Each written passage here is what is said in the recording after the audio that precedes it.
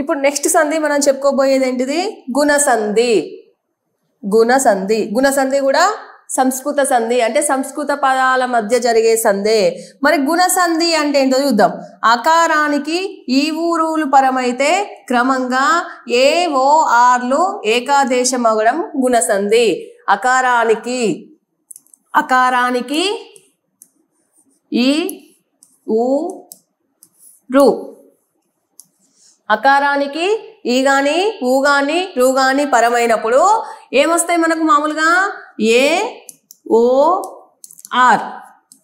ఏ ఓ ఆర్లు ఏకాదేశం. ఏకాదేశం అంటే మనం చెప్పుకున్నాం, 2 times వచ్చింది. 2 అచ్చుల మధ్య సంధి జరిగినప్పుడు ఆ 2 అచ్చులు కాకుండా వేరొక కొత్త పదం అచ్చి చేరడము ఏకాదేశం. గుణసంధిలో కూడా సేమ్. అకారానికి ఈ ఊ రూలు పరమైనప్పుడు ఏ ఓ ఆర్లు ఏకాదేశంగా వస్తాయి. మరి అకారానికి ఈ పరమైతే చూడండి, మళ్ళా ఇది ఒకటి చూసుకోవాలి. అకారానికి ఈ పరమైనప్పుడు ఏ మాత్రమే ఏకాదేశంగా వస్తుంది. అకారానికి ఊ పరమైనప్పుడు ఓ మాత్రమే వస్తుంది. అకారానికి రూపరమైనప్పుడు అర్ మాత్రమే వస్తుంది. చూడండి, ఏ ఓ ఆర్లను అందుకే మనం ఏమంటాం? ఏ ఓ ఆర్లను ఏమంటాం అంటే గుణములు. గుర్తుంచుకోండి, ఏ ఓ ఆర్లు ఏమంటాం? ఏ ఓ ఆర్లని గుణములు అంటాం. అకారానికి ఈ పరమైనప్పుడు ఏ వస్తుంది, అకారానికి ఊ పరమైతే ఓ వస్తుంది, అకారానికి రూపరమైనప్పుడు అర్ అనేది ఏకాదేశంగా వస్తుంది. ఇవే చూడండి. ఒక ఎగ్జాంపుల్ చూస్తే మనకు అర్థమవుతుంది. ఫస్ట్ ఎగ్జాంపుల్ చూద్దాం. ఏమి ఇచ్చింది మనకు? సురేంద్ర. సురేంద్ర సురేంద్ర అనే పదాన్ని మనం విడదీద్దాం. ఫస్ట్ సురేంద్ర అనే పదాన్ని విడదీస్తే మనకి ఏమొస్తుంది? సురా ప్లస్ ఇంద్ర. ఏమొచ్చింది? సురా ప్లస్ ఇంద్ర. ఇక్కడ 2 అచ్చులేంటి? రాలో ఉన్న ఆ మధ్య ప్లస్ పరపదంలో ఉన్న అచ్చైన ఈ మధ్యన సంధి జరిగింది. ఇక్కడ ఏమైంది? అకారానికి గుణసంధిలో సూత్రంలో చెప్పినట్టుగా అకారానికి ఈ పరమైంది. అకారానికి ఏం పరమైంది? ఈ అనే అచ్చు పరమైంది. అకారానికి ఈ పరమైతే మనకు రావాల్సింది ఏంటిది? ఏ. అకారానికి ఈ పరమైనప్పుడు మనకు గుణసంధిలో ప్రకారం ఏదొస్తుంది? ఏ. అకారానికి ఊ పరమైనప్పుడు ఓ, అకారానికి రూపరమైనప్పుడు ఆర్. కాబట్టి ఇక్కడ అకారానికి ఆ అనే అచ్చుకు ఈ అనే అచ్చు పరమైంది కాబట్టి గుణసంధి ప్రకారం మనకు ఏది ఏకాదేశంగా వచ్చింది? ఏ అనేది వచ్చింది. అప్పుడు ఏమైంది? పదము సురేంద్ర. సురేంద్ర. ఈ 2 కాకుండా, ఏకాదేశం అంటే ఈ 2 కాకుండా వేరొక పదము ఏ అనే పదము ఇక్కడ ఏకాదేశంగా వచ్చింది కాబట్టి గుణసంధి. ఇదేం సంధి? ఇచ్చిన పదము గుణసంధి.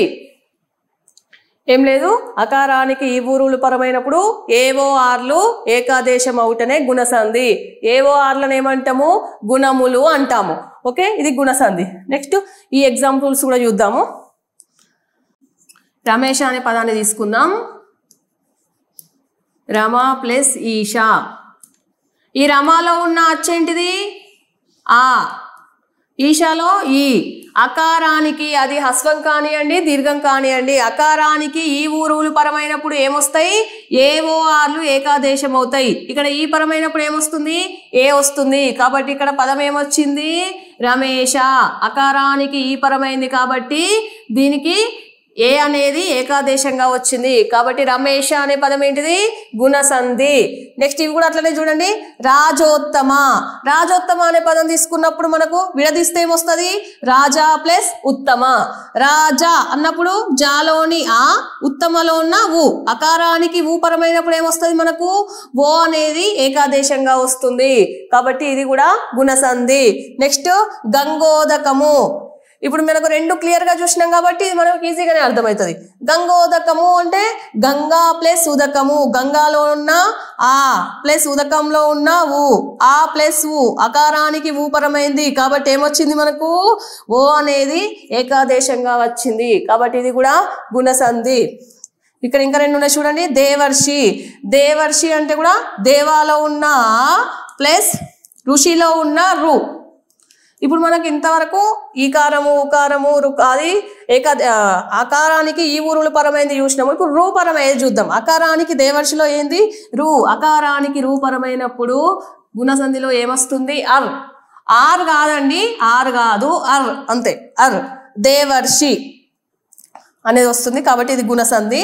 నెక్స్ట్ ఇంకోది మహర్షి. మహర్షి అంటే మహా ప్లస్ ఋషి, మహాలో ఉన్న ఆకి ప్లస్ ఋషిలో ఉన్న రు అనే అచ్చు, ఆకి రూకి సంధిపరమైంది కాబట్టి ఇక్కడ ఏమొచ్చింది, అర్ అనేది ఏకాదేశంగా వచ్చింది కాబట్టి ఇది ఏ సంధి, గుణసంధి. గుణసంధి గుణసంధి కూడా ఏ సంధి, ఏకాదేశ సంధి. సవర్ణ దీర్ఘ సంధి కూడా ఏ సంధి, ఏకాదేశ సంధి. ఏ ఓ ఆర్లను ఏమంటాం, గుణములు అంటాం.